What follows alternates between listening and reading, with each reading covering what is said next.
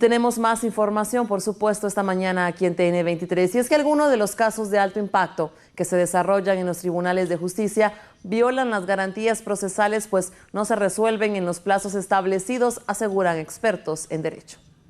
Las garantías procesales que se establecen en las leyes guatemaltecas para cualquier ciudadano continúan siendo violadas, lo que pone en riesgo el orden constitucional.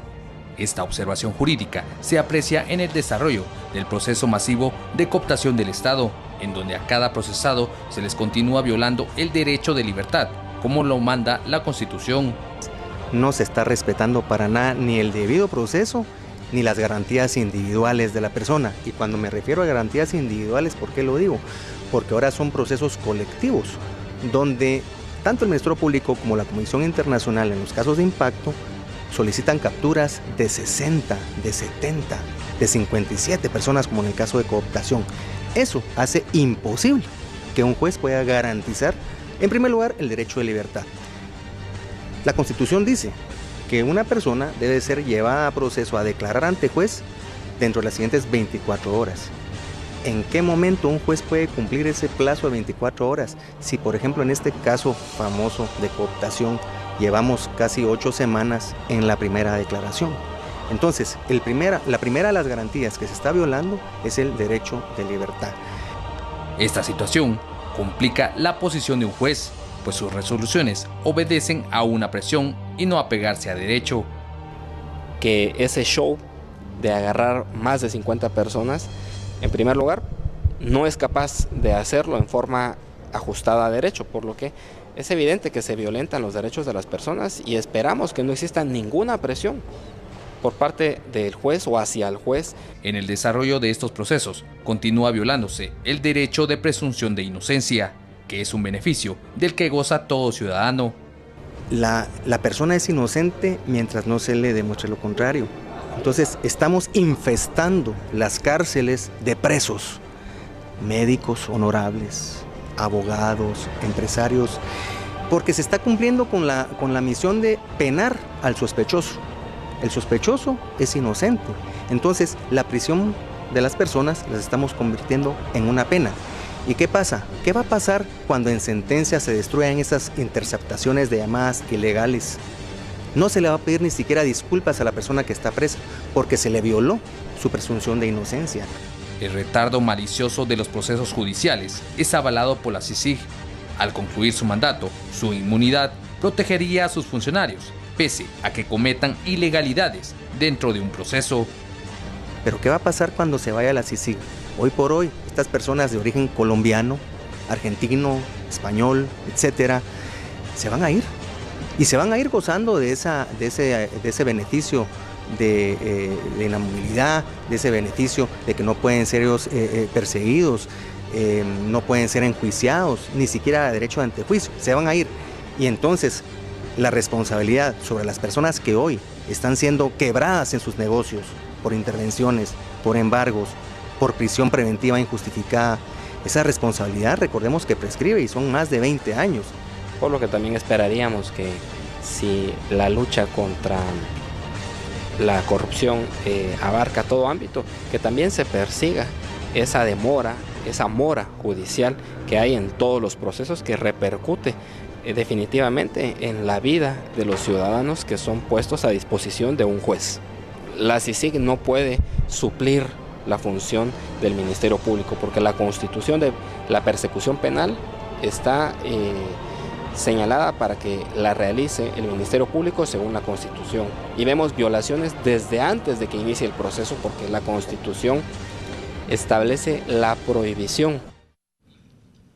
Y cuando está por cumplirse 2 meses de las primeras capturas en el caso denominado cooptación del Estado, personalidades de la vida política y empresarial del país se pronunciaron por el avance que ha tenido el proceso judicial a cargo del Juzgado B de Mayor Riesgo que preside el juez Miguel Ángel Gálvez. El diputado Amílcar Pop indicó que para la justicia del país, el caso denominado cooptación del Estado es enigmático debido a las personas indicadas, además de reconocer la presión social que existe ante el juez Gálvez en resolver la situación jurídica de los procesados. Hay delitos que pueden tener medida sustitutiva, pero obviamente hay una presión social, hay una exigencia social, hay un sentimiento en la población generalizada contra la corrupción, y eso me parece correcto. El problema es que nadie es culpable todavía. Entonces es casi imposible pensar que un juez se atreva a dictar medidas sustitutivas en esta fase, precisamente porque hay una exigencia social en el sistema. Estos casos van a ser seriamente sujetos de muchas presiones, en donde el juez tiene que mantener su valentía y su imparcialidad, y sin duda que este es un caso paradigmático. Por aparte, Carolina Castellano, directora de la Asociación para la Promoción de la Libertad y el Desarrollo Sostenible, reconoció la presión mediática relacionada a casos de alto impacto conocidos por el juez Gálvez. Sí hay mucha presión mediática, ¿verdad?, por parte de todos. De hecho, las capturas y todo lo que se han hecho han sido unos grandes despliegues mediáticos, ¿verdad? No se hace un tema, se capturó, no, se convoca a los medios y se hace un gran despliegue mediático, y ese ha sido el actuar de CICIG en todo lo que ha hecho, ¿verdad?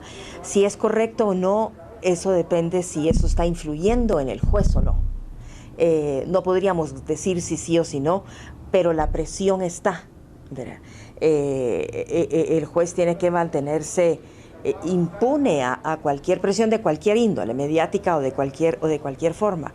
Ambos entrevistados indicaron que los casos asignados al juez Gálvez serán procesos largos debido a la cantidad de sindicados y el colapso del sistema de justicia que afronta el país.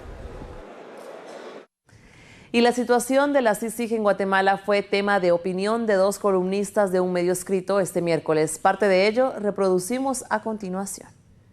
Surgen nuevas críticas a la CICIG, como la del columnista Mario Roberto Morales, quien en un medio escrito se plantea la duda de si existe la necesidad de volver a un Estado fuerte luego que éste se debilitó por parte del neoliberalismo, como el de Salinas en México o Menem en Argentina, lo cual dio como resultado más corrupción, más violencia, más ingobernabilidad en estados latinoamericanos como Guatemala, y en consecuencia más emigración hacia Estados Unidos. También se pregunta si a la Comisión Internacional contra la Impunidad en Guatemala acaso tendrá preferencias con una parte de la oligarquía guatemalteca, o por qué la CICIG arremete contra unos oligarcas y contra otros no. En ese mismo tema, el articulista Gonzalo Asturias también se pregunta si aceptaría Daniel Ortega un ente semejante a la CICIG en Nicaragua o Evo Morales en Bolivia. Seguramente no. Así lo asegura, pues ministros, diputados, jueces y magistrados irían a la cárcel.